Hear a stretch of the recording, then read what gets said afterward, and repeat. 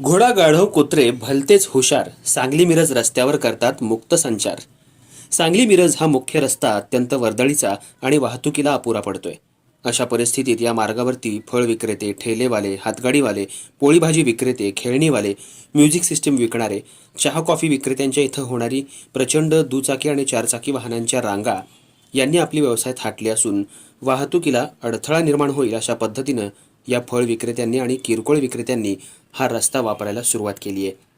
महापालिका आणि इतर प्रशासकीय अधिकारी जे सांगली मिरज रोडशी संबंधित आहेत यांनी संपूर्णपणे या रस्त्यावरती दुर्लक्ष केले।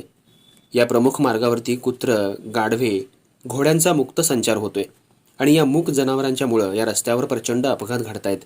कित्येक जणांचे प्राण सुद्धा या रस्त्यावरती गेलेले आहेत।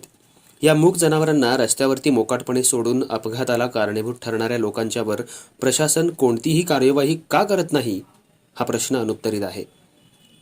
नुकताच या रोडवरती एका घोड्याला अज्ञात वाहनाची धडक बसून जखमी अवस्थेत तो पडला होता। ही घटना पाहणाऱ्या नागरिकातून ॲनिमल राहत या संस्थेला आणि प्रवीण लकडे यांना संपर्क साधून त्या जखमी घोड्याची माहिती दिली। या घोड्यावर औषधोपचार प्रवीण लकडे यांच्यामुळे सुरू झाले। या रस्त्यावरती घोडे, गाढव आणि कुत्रे यांचा मुक्त संचार होतोय।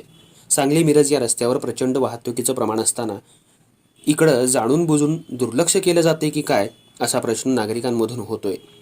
या मुक्त संचार करणाऱ्या प्राण्यांची व्यवस्था इतरत्र करता येणार नाही का? या मूक प्राणीमात्रांना या वाहतुकीच्या रहदारीच्या रस्त्यावर आणून सोडणाऱ्या संबंधितांवर काही कारवाई होणार का असा प्रश्न जनता विचारत आहे। सांगली मिरज हा मुख्य मार्ग विना अडथळा, विना व्यावसायिक वाहतुकीला खुला होणार का असा प्रश्न सुद्धा जनतेमधून विचारला जातोय। मी संजय तायप्पा करांडे मिरजल जात असताना या घोड्याला एक 4 व्हीलर व्हान धडकून गेलेले आहे। तरी त्याला आम्ही बाजूला उचलून ठेवलेले आहे। तरी आता त्याचे 25 ते 30 मिनिटं झाली।